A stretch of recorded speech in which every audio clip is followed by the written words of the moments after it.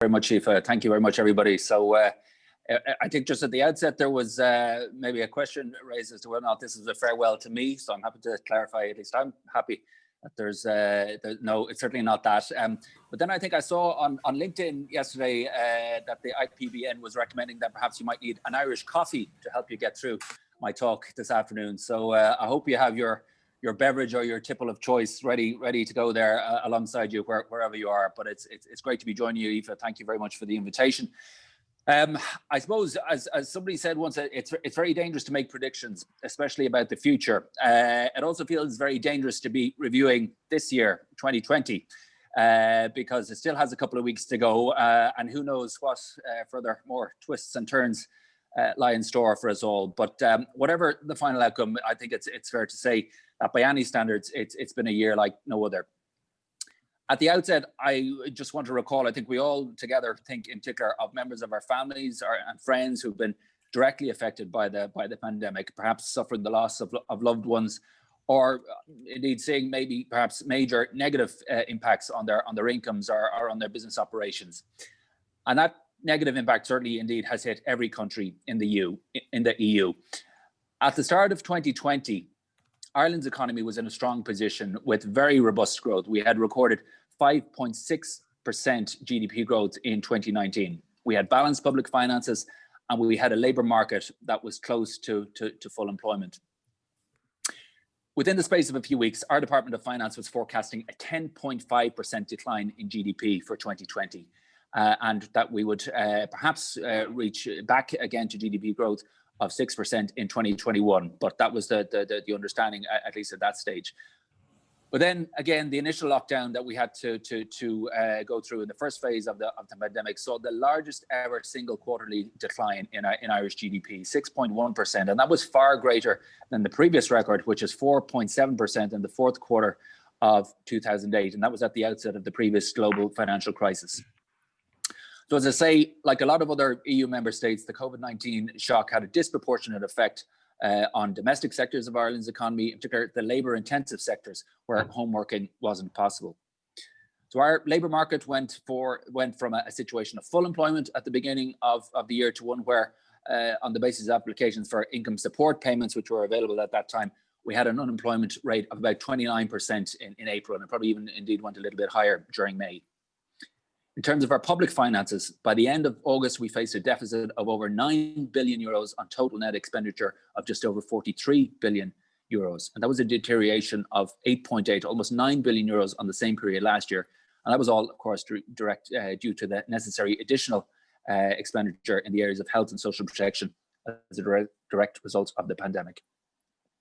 Beyond the day-to-day management of the very challenging public health situation and balancing that with at least some restoration of economic activity, as a country, we ensured the safe return of our children and teachers to classrooms, at least at the end of August. And since September, our overall approach has been guided by the government's Resilience and Recovery 2020-2021 plan for living with COVID-19. From the 21st of October through to the 1st of December, we applied level 5 public health measures in this context to help bring our rising COVID case numbers under control. And this worked well in the sense that Ireland now has the lowest rate of COVID-19 of any country in the EU. We're now operating at level 3 in terms of our public health measures and allowing for at least some degree of economic and social activity over the Christmas period. But in doing so, we're continuing to monitor the public health situation very closely, and we're advising everyone to limit their contacts and take every precaution against COVID. And obviously, we're going to be continuing to manage the economic and social impacts as best we can through financial and other forms of support. I'm conscious that for this audience, and Aoife, you mentioned this to me beforehand, that Ireland's approach to international travel has been followed very closely by IPBN members and the wider Irish community here in Portugal. So I can confirm that since early November, we've been implementing the new EU traffic lights approach. And this involves a colour-coded map, which is published each week by the ECDC, the European Centre for Disease Prevention and Control. And that shows COVID-19 risk levels across a map of the EU and EEA and UK is included in that as well. So in broad terms, and while everybody's still required to complete the passenger locator form, that's still the legal obligation, the system operates as follows: that travellers from green regions can enter Ireland without any restrictions or any kind of requirements for testing. Unfortunately, at the moment, there are very few green regions, in fact, at the moment. Those from orange or red or grey regions, the different risk categories or COVID level categories, they're asked to restrict their movements for 14 days. But this doesn't apply to people arriving from orange regions where they have received a negative PCR test result within 3 days prior to their arrival into Ireland.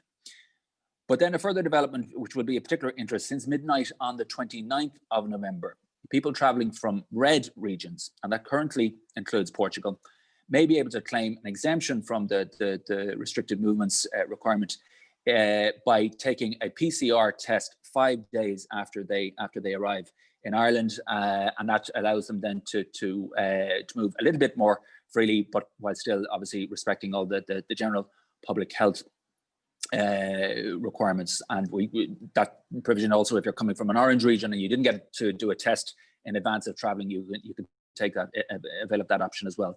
Now, there are certain exemptions, quite narrow, specific exemptions for people who may be traveling for an essential business or family reason, and they're set out on the government's gov.ie website, whereby those restrictions don't apply. But then in those cases, you would have to be able to kind of supply some supporting documentation to back that up. So look, challenging and all as it has been, there were at least a few, we hope, silver linings to some of the dark clouds from 2020. And as you said, Aoife, at the outset, then let's take a look ahead to 2021 as well, if we can. Happy to report that Ireland's economy is already showing some tentative signs of recovery, even if in the short term, the balance of risk is firmly tilted towards the downside, and there's going to be particularly negative impacts on our domestic, that is the non-multinational part of our economy.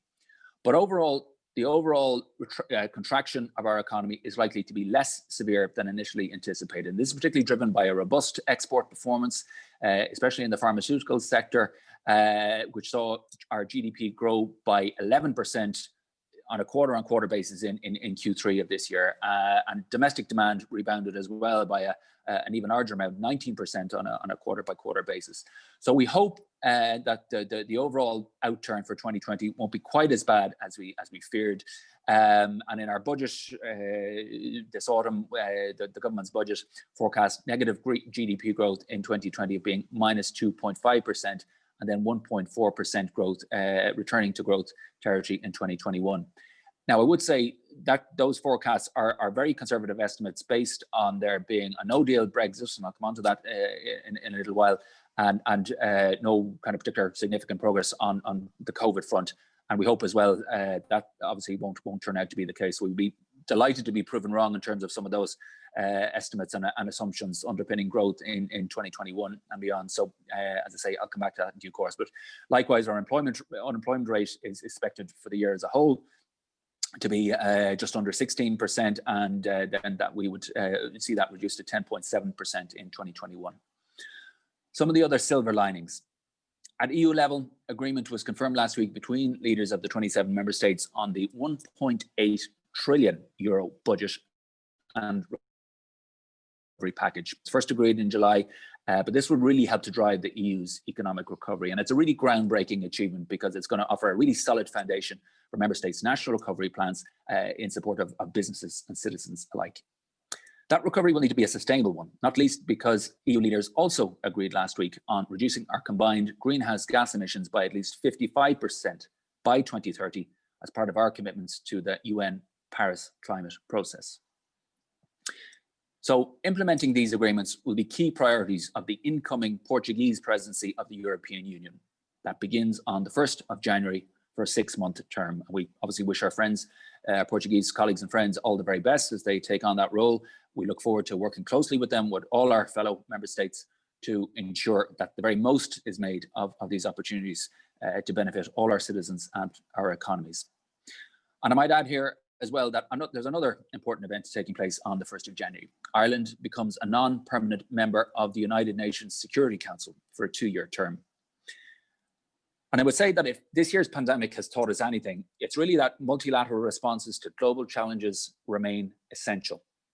The reality is that we're all interconnected and interdependent, and even the strongest countries cannot succeed alone. So this has been the guiding spirit of the UN since its foundation, and the same unwavering commitment to working together will guide Ireland's approach throughout our Security Council term. We intend to make every day of that term count in terms of building peace, strengthening the instruments by which the UN seeks to help prevent conflict, and towards ensuring accountability. Of course, the overall hope that we all look forward to in 2021 is the delivery of safe and effective anti-COVID vaccines. At EU level, work is ongoing and hopefully very close to completion on the approval of the first such vaccine by the European Medicines Agency, so that rollout at national level can begin from very early January onwards, or even possibly from the end of December, is what we're hearing just in the last day or so.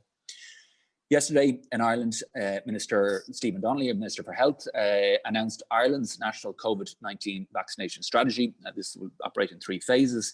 Initial rollout from very early 2021 onwards, as I say, or even sooner if possible, followed there by a mass ramp up, wider distribution and open access, and they'll be obviously available to people free of charge. They will prioritise the very vulnerable categories, first of all, healthcare workers, those in particular age categories. And of course, we're aware that Portugal has likewise recently published its own national vaccination plan.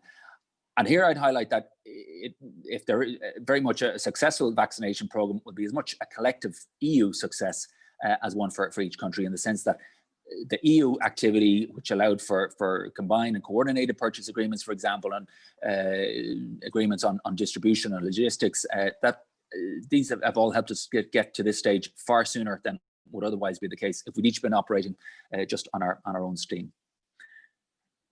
I hope now I'm not going to kind of ruin the feel-good factor and the Christmas spirit too much, but obviously I'd have to talk a little bit about Brexit. This has been a source of a lot of uncertainty for us in terms of the level and the nature of the risk that it's posing. And if the EU-UK negotiations were inconclusive and WTO-type trade arrangements had to apply, well, it certainly for us would have had a very direct and detrimental impact on our economic growth. Thankfully, one positive which has already been achieved is in relation to the implementation of the agreed protocol on Ireland and Northern Ireland. And as you'll all recall, this is the means by which we were looking to address the shared objectives of protecting the Good Friday Agreement, avoiding a hard border on the island of Ireland, and protecting at the same time the integrity of the EU single market and customs union. So following a productive meeting earlier this month, the 7th of December, between Commission Vice President Šefčovič and Michael Gove for the UK government, it was announced that agreement in principle had been reached on the various outstanding issues, like checks on animals and plants and derived products, export declarations, supplies of medicine, supplies of chilled meats and other food products to supermarkets. And all these agreements in principle will need to be formalised through the relevant EU-UK joint committee and on each side. But certainly they paved the way for the certainty that everybody has been craving, and hopefully it has already indeed enabled the dropping of some, to say the least, problematic clauses from the UK Internal Market Bill that was getting a lot of media coverage from the autumn, throughout the autumn, and that is now in line with the UK's obligations under the withdrawal agreement. So we hope that this is obviously will also inject some positive momentum into the wider context of the future EU-UK relationship negotiations. And as everybody will be aware, those negotiations remain ongoing. The teams from each side are working intensely, and they're trying to make progress. So European Commission President Ursula von der Leyen and Prime Minister Johnson spoke last Sunday. They agreed that both sides are going to seek to go the extra mile, as they said, and they've instructed the negotiators to continue the talks to see if the agreement can be reached. So we're warmly welcoming the fact that every possible effort has been made to bridge the remaining gaps, with a view to ensuring fair competition and workable arrangements on fisheries. And we hope that there can be creativity and political will so that a deal, we can all together get a deal across the line. There's just over 2 weeks to go, though, until the end of the transition period. And businesses and citizens across the EU and UK, they want an outcome that protects livelihoods and allows the close EU-UK partnership in a range of areas to continue. And as the Taoiseach Micheál Martin has said, an agreement is in all our interests. It would provide a new, sound and stable framework between the EU and UK, not only in trade, but also in those other important areas like security, aviation, road transport and research. So Ireland remains closely engaged with all our EU partners, and we're continuing to give Michel Barnier and our negotiating team our full support. And just a little bit of word about Brexit readiness. We've been working on that for the past several years to ensure that our citizens and businesses are as ready as possible for all scenarios. Successive Irish national budgets from 2017 onwards have included significant Brexit-related measures and supports. And next year, we'll be spending about 340 million euros on direct Brexit-related measures as part of our budget for 2021. But in addition to this, we're also establishing a 3.4 billion recovery fund to stimulate increased domestic demand and employment in response to the double whammies of COVID and Brexit. This fund will allow the government to react swiftly and flexibly to provide support for infrastructure development, reskilling, retraining, and investment in jobs. I want to talk a little bit just about the bilateral Ireland-Portugal economic relationship. And I'd really welcome, I hope we can go on this afternoon through you, Aoife, to have some discussion today about that overall outlook for business between Ireland and Portugal in 2021. I want to hear how IPBN members see those prospects and opportunities shaping up. And obviously they're going to be influenced by the developments on the wider economic and travel fronts, for example, but obviously they're important issues in their own right. The embassy remains available to you all at all times if you feel that we can help you in a particular way. I want to reference here also our colleagues in Enterprise Ireland, and we're joined today by Alberto Cisterna and several of his team members on today's call. And Enterprise Ireland achieved some really great results here in 2019 in the shape of an overall 11% increase in exports by their client companies into Portugal. And despite this year's challenging circumstances, Enterprise Ireland have been working away in support of their clients on a virtual basis throughout the year. We're still waiting for the full results to come through for 2020, but I know that Alberto hopes to reschedule an in-person EI trade mission here next March, or hopefully as soon as possible after that, to help build on these trade links as best we can. And here also, obviously, I want to emphasize the network's role in terms of helping to reset and reboot the Ireland-Portugal economic relation. That will also be very important. And that's going to be helped in turn by developments such as the new cargo ferry service that's operating now on a weekly basis since September between Dublin and Leixões near Porto. And that certainly we hope will bring further opportunities. I know the network also, for example, plans on opening a branch in Porto in the near future. And hopefully this will likewise help deliver some interesting new connections and opportunities and outcomes for business. A few very quick final points. First of all, as all the football fans amongst you will have seen, Ireland and Portugal have drawn each other in the World Cup qualifying group stages. So I think Ireland are coming here to Portugal, to Lisbon, on the 1st of September to play the first qualifying game against Portugal. And then the return fixture is in Dublin on the 11th of November. So definitely, in terms of things to look forward to, let's definitely look forward to that. I also want to extend an invitation on behalf of Ireland's Minister for the Diaspora, Colin Brophy, and the Embassy, to everybody who may not be able to return home from abroad this Christmas due to COVID-19 restrictions. We've set up a new platform. It's available at www.tobeirish.ie, tobeirish.ie. And from the 21st to the 31st of December, it's offering a celebration of Ireland's culture and people through stories and memories and music and fun from Irish people all around the world. If you haven't yet written your letter to Santa Claus, or your children haven't done so, you can upload your letter through this platform, and it will be delivered in person by my good friend and colleague, the Irish ambassador to Finland. She's going to go up to the Arctic Circle to Santa, and it's going to be delivered in person like that. If you would like to submit a short video, 30 to 60 seconds, highlighting one thing that connects you with Ireland around Christmas time, maybe it's something in particular, a song, or maybe a special recipe, or some kind of key moment that's special to you, well, we'd love to hear about that, and we'd love to share that with the world. Or maybe you're hosting some kind of festive event through a club or society, and we'd love that could be registered with us as well, and we'd share that around the world. So, as I say, www.tobeirish.ie, and you can find out more all about that there. In conclusion, as ambassador, I want to extend my own special thanks to all of you, the Irish community and friends of Ireland in Portugal, for looking out for each other throughout all these difficult months.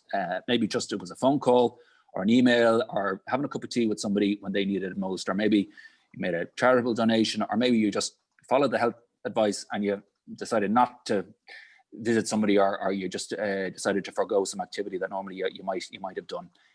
Thank you. It mattered a lot, and it will continue to matter. That is, we will all need to continue looking out for each other over the first months of 2021 and beyond. However you're spending Christmas, wherever that happens, and in whatever way, on behalf of the embassy team, can I wish you all every peace and every happiness, and hopefully we'll all get to see each other again in person during the course of 2021. So I'll just conclude by saying, Lala Conna Eve Galer, Feliz Natal, happy Christmas to you all. Thank you. Thanks a million, Ambassador. That was brilliant, and a really great overview of both the COVID and the Brexit situation, which I think is keeping us all gripped over the new year and into the new year. I'm going to kick off. I do want to say very much, first and foremost, thank you to the embassy for their ongoing and continuing support, and also to Alberto and Enterprise Ireland, who are a great supporter of the network. Also, their interest and support is invaluable in giving the network ability to do things and credibility. And in particular, the funding that we get from the Department of Foreign Affairs of Ireland is critical to our operations, and we would not be able to have the very interactive and successful network we have without it. And I think I don't want to underplay how important it is that we get that support from the embassy and from Enterprise Ireland in their own way to the success of the network. And I do hope that I know it will continue into next year, despite the challenges of the last year, which may have meant everything felt a bit like it was going sideways on occasions, but we will be back. And we do have a great round of activities planned, probably in the early stages of next year, mostly online. But as soon as the health authorities start indicating that the rollout of the COVID vaccine has started to work, and that we are getting into a situation where people can start to move freely, we will be back in person again. And then hopefully around about March or April, we may delay St. Patrick's Day by a few weeks in order to do our sustainability event when we can get people together again in person rather than, and also our awards with Aisling. You won last year. You came over to Lisbon for the great weather and the award. We're not going to hold that until we can have it in person again, because certain things are really essential that we do together and in person, but we will continue to do stuff online also. Ambassador, I have one question before I throw the questions out to everybody else. Do you think there will be a coordinated, although there hasn't been on the health front, do you think there will be a coordinated approach beyond the traffic light system with regard to a passport for people who've had vaccinations and stuff to move around Europe freely after it becomes available? Thanks, Eva. Yeah, I would say possibly. And I just step back from answering that question directly for a moment by saying, as it happens, and this is kind of one of the discoveries or one of the lessons learned over these past months, is that in fact, at EU level, there's relatively little by way of EU competence. The Commission has relatively few powers insofar as that was very much kind of traditionally always kind of health was amongst the matters treated almost exclusively as a national government competence. There just wasn't seen as being necessary, perhaps particularly to kind of collaborate to the same extent as we would do so in relation to the internal market or trade or whatever it happened to be. And I think that's definitely one of the things that will be looked at, that whole side of things during the Portuguese presidency and beyond. I think the Commission will probably be bringing forward some proposals in that regard.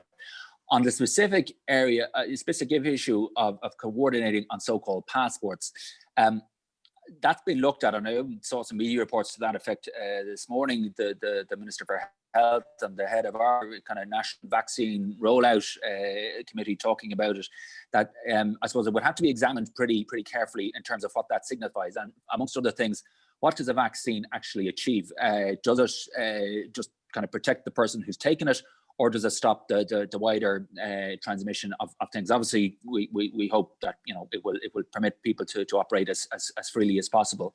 But a vaccine passport, you'd have to look into that and see what that means. And there's conflicting views in terms of, obviously, the airlines want to get going again as quickly as possible, but some airlines, not within Europe but internationally, are saying no, they might require somebody to have a vaccine passport in order to be taking international flights.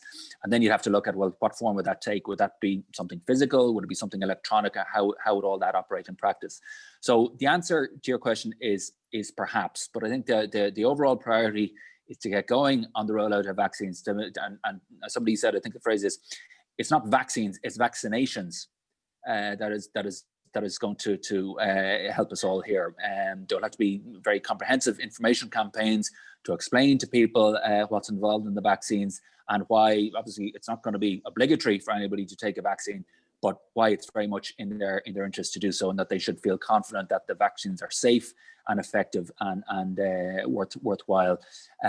So I would think it's certainly part of the conversation, but I would say it's not necessarily going to be a kind of a hold up or prevention to international travel in the future. I think there's awareness that people want to get going again, and it's important for economies for that to get going again. So I hope it won't kind of wind up being a barrier or a blockage to travel, being able to start in earnest again. But I think that it will be, the sequence of events will have to be, let's get going on and ensuring that as many people as possible are receive the vaccinations, are vaccinated as soon as possible, and then everything will flow from that. Great, thanks, Ambassador. Alberto, if I could ask you a question, it would be to follow up on something that the Ambassador mentioned. He said that you have seen a significant increase in your exports from your client companies into Portugal over the last year, despite the pandemic. Would you be able to give us a little indicator of where that has happened and how you see it going next year, which is of interest to the members? Yes, of course.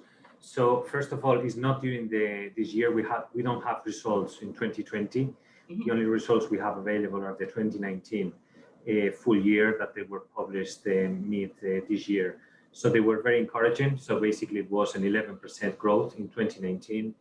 In terms of sectors, the Enterprise Ireland sectors that we promote, as you know, is international services, industrial, life sciences, and digital technologies. All those sectors, they responded really well with an 18% with regards to ICT, digital technologies, and international services, and a plus 40% on life sciences and industrial sectors. So they were very encouraging, and it was actually a great result. In terms of food, it was basically same business as in 2018. Moving on to 2020, I've seen the CSO statistics, and they don't look very, very promising as we speak. As we know, the Portuguese economy depends a lot on mobility, and they have been very well affected certain industries. For example, in terms of food, a lot of the food that's coming from Ireland, and this is Borbia's remit, but they are part of them, they are Enterprise Ireland clients. Obviously, they depend so much on the hospitality sector, and we won't see, we believe, very great news. However, in digital technologies, fintech, there are other industries that we're positive, and we think that we will see some good results. However, we won't know that until mid next year how we did. So what we're trying to do is to focus on the forecast of the reactivation of the economy, of the Portuguese economy, that it will be something in line or faster than the whole Eurozone in around 5% for 2021. So we want to see that. I think it's good to mention that from our client companies, there is a huge interest. We celebrated International Markets Week in October, and we had record meetings with the interest in the Iberian Peninsula, obviously Spain and Portugal, and that's a good pulse that at least our client companies, they're very interested in expanding and diversifying their markets, and obviously Portugal and Spain, which is what we look after from the Madrid office, they will play a very significant role. So obviously, travel tech, for example, is a big sector for us, and that has been obviously hugely affected in economies like both Portugal and Spain, that they depend so much on mobility. But we have great prospects. For example, in the agribusiness, we had a great season in both Portugal and Spain this year, especially in the first 6 months of the year. And that represents opportunities for our agri-machinery sector. And we want to tap into that for next year.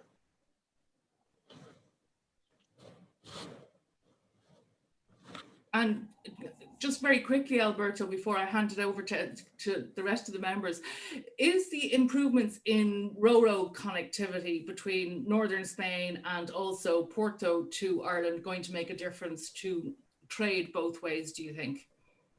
I think obviously the better connectivity between the two countries, the better trade it is. And I think we have big examples of that. So that could, the new route from Leixos could have a big impact on some of the food sector, livestock, etc., not to cover only Portugal, but to the exports of other areas of the north of Spain.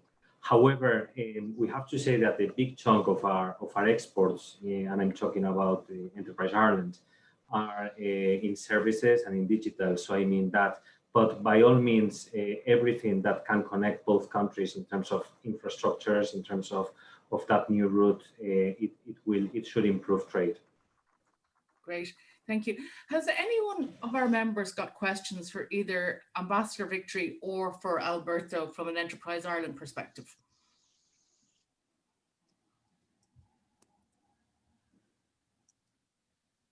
Feel free to unmute yourselves and just ask the question.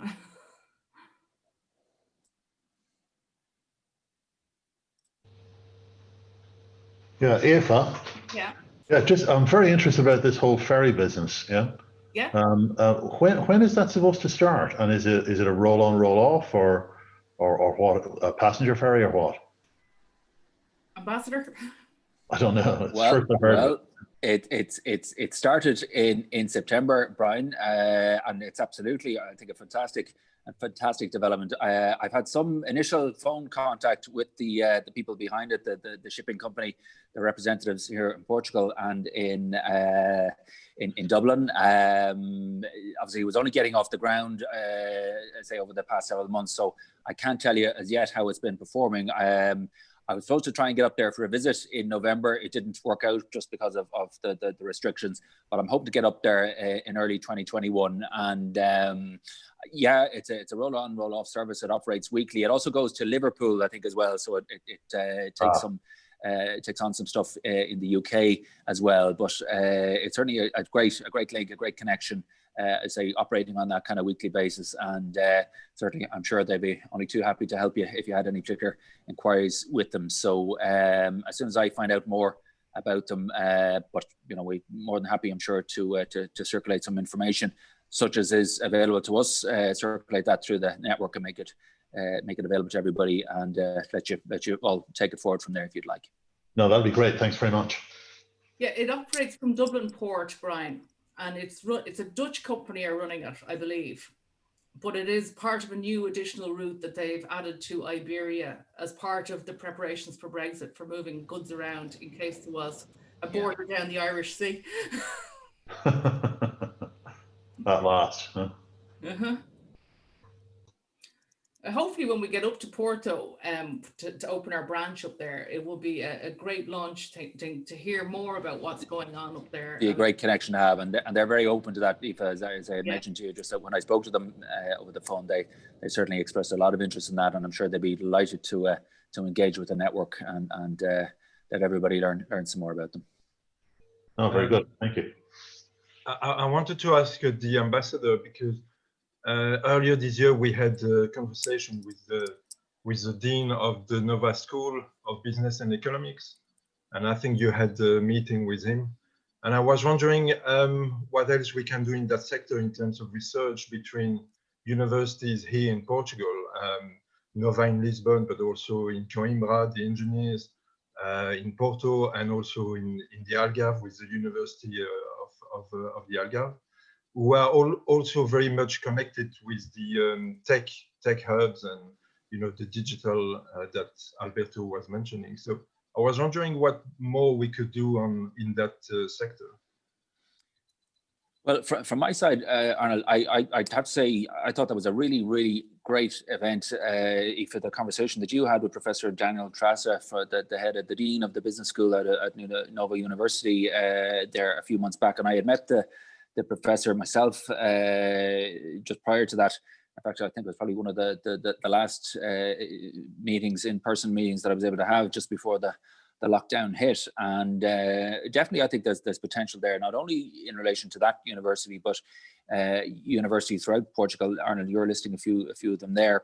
And indeed with counterpart Irish universities as well, where there are already some links developed, particularly in the kind of the biosciences and technology fields. And let's see if we can't build on some of those further. I suppose the capacities of universities at the moment, like everybody, I suppose they've been hit hard in terms of their capacity to engage. But I know it's definitely on the part of Professor Trasa, that link between business and academia. They definitely want to explore that space further. So perhaps coming into 2021, that's something that we could all look at together. And I know it's a priority in the Portuguese. Under the Portuguese EU presidency, one of the things that they will be launching is the new Horizon Europe program, which is EU funding available for to support exactly this area of activity, that is connectivity between business and research. And I know on the researcher side, the academics, they don't want it just to be obviously, they have to do some primary research at times, but they also want to do very much applied research and have that kind of interaction directly with business. So if there are particular areas that we feel we could focus on, let's have that conversation with the university, with Portuguese universities here. I'd absolutely welcome that and be happy to support and facilitate that as best I can. But I think that it's probably best driven by IPBN members, by those who, at the coalface in the business sector, and perspectives on, I suppose, knowing what the universities might be able to do for them or with them, and then likewise then the universities giving their take on how they feel that the relationships could be taken forward, perhaps through specific research projects. And I think that could deliver a lot of benefits over the medium to long term. Absolutely. So I'd be very interested in taking that forward. Great, thank you. Any more questions, guys?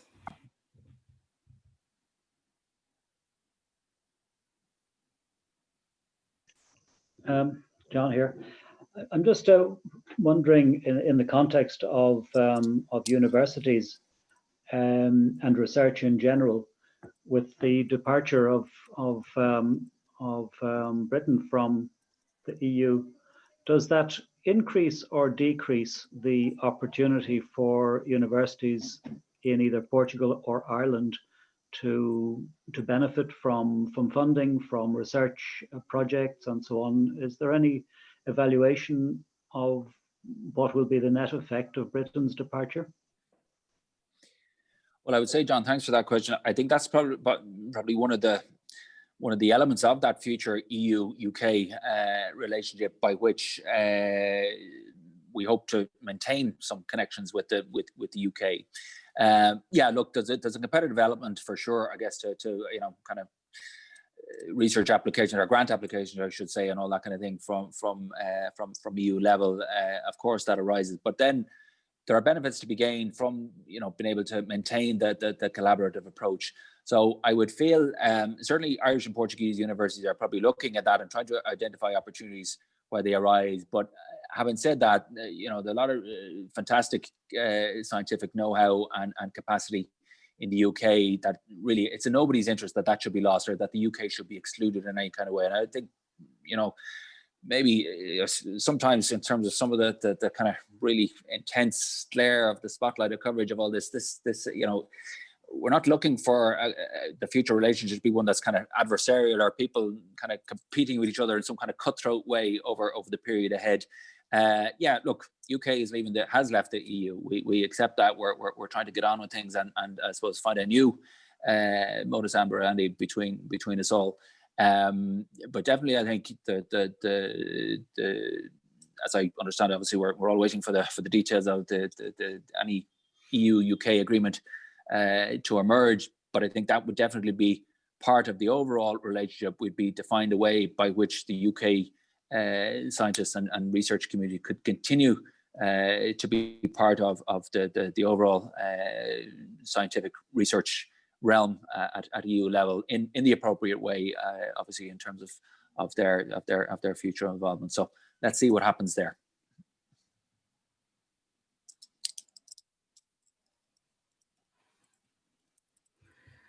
Ambassador, if I could, one more question. Sorry, always me. In terms of the Portuguese holding the EU presidency over the next 6 months, I mean, it's obviously a great opportunity and there'll be a lot of focus on Portugal as Portugal overall and what they're doing. Is there any particular aspects of the presidency that they will be running, particularly as we still manage the pandemic, that we in the business community should be focusing on as they try to get the economies moving again in Portugal and Ireland and obviously all over Europe as well? Yeah. Thanks, Eva. Well, look, I would say any country taking over the EU presidency, they obviously are kind of required, and the whole logic behind it is that they act on behalf of all member states. It's in the combined interest, the collective interest that they prioritize, and they try to encourage and broker mediate agreement between member states across a range of areas. In some of those areas, there's the EU leaders, President of the European Council Charles Michel or President Ursula von der Leyen, they take the lead. But then in other sectors, and I happened to meet earlier today with Portugal's Minister for Infrastructure and Housing, for example, where we're just getting a readout on their plans for the presidency, where in relation to the transport fields, for example, where they hope to be able to push forward progress on a range of areas. But the overall Portuguese EU presidency program really wants to focus on resilience and recovery, implementation of that 1.8 trillion euro package that would start, the monies from that would start flowing during the first half of 2021, so that people will start already to feel the impact of that. They want to focus on measures to support digital transition, climate transition, that there would be EU level activity, and then that supports what people are trying to do at the national member state level as well. And I guess there's definitely opportunities there, I would see, for business to support some of these projects. There'll be infrastructure projects, there will be retraining projects, there will be a range of areas in which, digitizing public administrations, for example, and ensuring that where it's not that we come back, just kind of get back to the status quo as it operated prior to COVID, but that we come back better and come back stronger, and indeed that all sectors of society feel the benefits of that. So I would say again, watch this space, and particularly the Portuguese presidency are keen. This is their window of opportunity. They know that they'll benefit directly themselves, but they want the EU as a whole to benefit from their presidency term. And that's where I suppose we'll definitely have to look deeper into some of the specific opportunities, and I'm sure Alberto and his team will be looking at that as well. Looking at it in a kind of a whole of EU capacity to see where those opportunities arise for Irish business and indeed Portuguese businesses. I'm sure it will be likewise keeping a close eye. Great, thank you. Has anybody else any questions for the ambassador? Aoife, Greg here from Dublin. Hi. Hi, Greg. Just to say, I have to go now. As you probably can see from my picture, I'm sitting in my car, so in Dublin, and I just want to say thank you very much for the bits that I could tune into were very interesting. And listen, thanks to you, Aoife, for all your hard work during the year. And just to wish everybody over there a happy Christmas. I'm sorry I have to rush. Thanks, Greg. Thanks, Greg. Happy Christmas. Happy Christmas. Bye-bye. Bye-bye. Has anybody else got any questions or queries or information they'd like to share with us, or ideas they'd like to share with us as we close down on 2020 and head into 2021?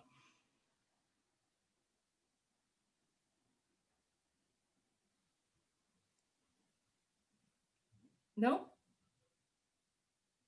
Maybe I'll ask the question, Aoife, in terms of, you know, any of the members out there. I mean, are there specific opportunities? I know obviously everybody is probably just still trying to draw breath and maybe press the reset button for 2021. But are there any specific projects you're talking about, obviously, about some of the IPBN events that we can look forward to in the early part of the year? But are there any particular things, opportunities there that people are picking up that they'd like to highlight at this stage, or at least find out about or wonder more about? And look, you know, maybe people don't want to get into specific details in this format, and that's fine. But I just really emphasize that at any stage, if there's any way that you feel that we at the embassy can help you, either Tom Redmond or myself at any stage, we're more than happy to talk things through with you and maybe make some of those sector-specific inquiries if you feel that would be helpful. Could I say something just following on from John Duggan's point about students? There's a lot of pressure or enthusiasm for students from Portuguese international schools to go to English universities or Scottish universities. I think with Brexit, there'll be a big opportunity to emphasize the opportunities in Irish universities for Portuguese students from international schools. And I think particularly with the Portuguese presidency, it's a big opportunity to say something to the international schools in Portugal about the opportunities that are available to study at third level in Ireland. And I think that could be a very fundamental drive to get people interested in it, and then could follow on into terms of postgraduate activity, because they don't see Ireland as a destination for third level at the moment. They have, if you like, a cultural indisposition to look at England rather than Ireland. And I think there's a big opportunity with Brexit for us to change that focus and emphasize the opportunities at third level in Ireland. Yeah. And that's third level both in the technical and the regional technical areas, as well as the third level universities. Yeah, thanks, Desmond. I think that's a really great idea, and certainly had 2020 turned out otherwise, we definitely wanted to explore some of those avenues and some of those opportunities. And yeah, I think let's definitely try and focus on that in 2021. Yeah, I have been struck by, and just kind of anecdotally, the levels of focus here in terms of UK third level institutions, many fine institutions, of course, but there are some equally fine ones in Ireland, if not better, indeed, in certain respects. So let's definitely try and look into that, yeah. And I'd be happy to talk with you about that offline, sure, in terms of where you feel, you know, just the sequencing of that and where you feel we might seek to lead on that. And that would definitely be, I think, a really welcome idea, really practical, useful way to carry forward the conversation. Thank you. Okay. Anybody else? I suppose I would just add that the relationship from a global shares perspective between Portugal and Ireland has just grown organically over the last maybe 6 years or so, and it just works really well. And it's an interesting one to explore because we have a lot of Portuguese colleagues. We've got more than 50 now in Lisbon, and we're actually going to open a second office in Portugal imminently. We have it, we have found it, so we'll be releasing some details of that. So yeah, it's an interesting, I suppose, you know, template for other companies. We just seem to get on very well. Culturally, we work really well together. Our Irish developers wouldn't have known any Portuguese developers before they came to work in Global Shares, and both teams are growing at the same time, it works really well. There's something in that education that Desmond talks about. There's something in the education in Portugal that works in Ireland, and I think we've got at least one colleague who's going to move to Portugal post-COVID to go and experience life in Lisbon. So we'll keep you Good. posted. But if anybody wants to reach out and discuss that further, or if that prompts anything, I'm happy to discuss. Thank you.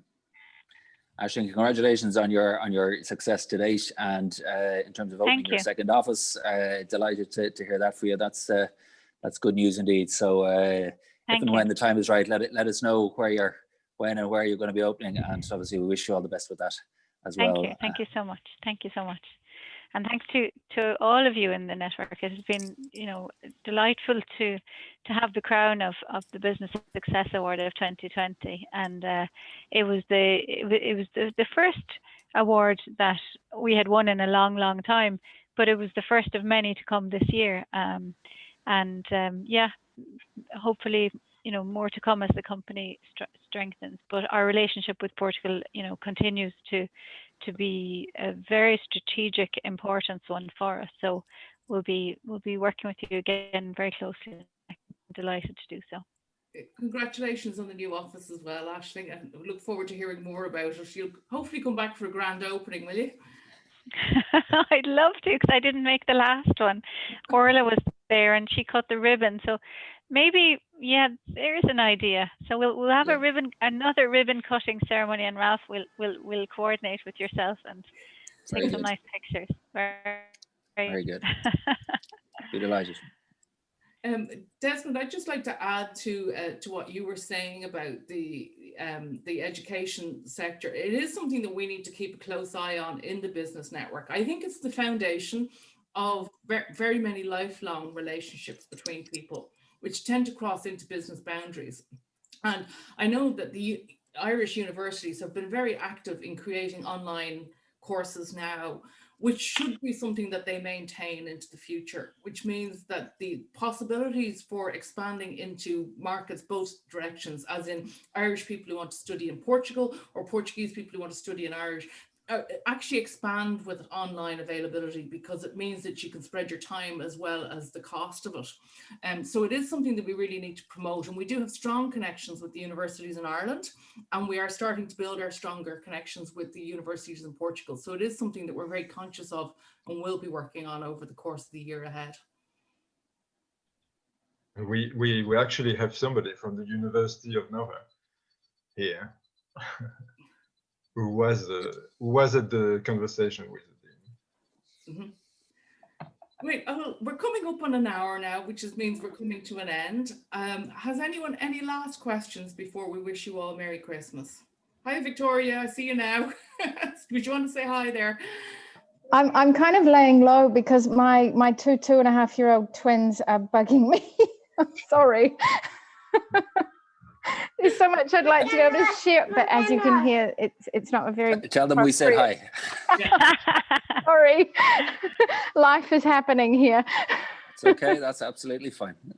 But I do wish you all a very Merry Christmas, and Nova SB is certainly at all of your disposal to work together with you, and we're very, very keen and delighted to be able to develop any kind of work together, be it on a consulting basis, a research basis, on an educational basis. We're open to talk about it. Thanks, Victoria, and we look forward to working with you. Thank you. Ellis, can I get you to unmute for a second, even though you've got company, and introduce yourself to what you're doing now for the network? Yes, of course. Hi, it's so nice to see all of you, albeit digitally. I am the new content manager for the IPBN network. So I've been taking names and faces down. I've already spoken with Brian, Mr. Shanahan over there, for an interview piece that we did recently. So I think I'll probably be bugging each and every one of you individually in the upcoming months. as we start to build more information on the website about your businesses, what you're doing, how you're doing it, and of course, just to sort of network amongst ourselves and to build the network together. So if you have any hot tips, any stories for me that you'd love me to cover on the website, please don't hesitate to get in touch with either myself or Arnold or anyone in the network, and I'd be happy to do so. Thanks, Alice. Great to meet you. Take care. Thank you. So with that, I think we've come to an end. We do have an exciting year planned. There will be newsletters and information coming out. As I said, virtually all of our events are going to be maintained online until health guidance indicates that it is safe for us to get back together. But that doesn't mean that if you need an introduction or you want to reach out to anybody that you don't do it. Please do it. It's really important that you, despite the fact that we can't meet in person, that people do connect with each other, and that we do use these opportunities to even catch names, as Ellis says, and see who's there and say, oh yeah, I'd like to talk to them, or I've reminded myself that they're there. Ambassador, thank you very much for your support and help throughout the year. You're very welcome, Eva. Thank you very much. Can I wish all of the members a very, very, very peaceful Christmas. I hope that you all get an incredible break after the trauma of the year that has been, in whatever format you manage, even if it's sitting on a beach with a bottle of rosé, looking out over the sea in the rain. Here we're in Portugal, seeing as it's raining in both, and that you do get to have a break and a bit of downtime and time to reset, and then to look forward to how we are going to be bigger and better and back next year in 2021. Thank you all very, very much. Okay. Merry Christmas and a happy New Year. Okay. Slán, gur míle agah. Thank you, everybody. Thank you all. Happy Bye-bye. Christmas. Thanks very much, Aoife. Thank you. So, bye-bye. Happy Christmas, Bye-bye. everyone. Bye bye. Bye-bye. Bye.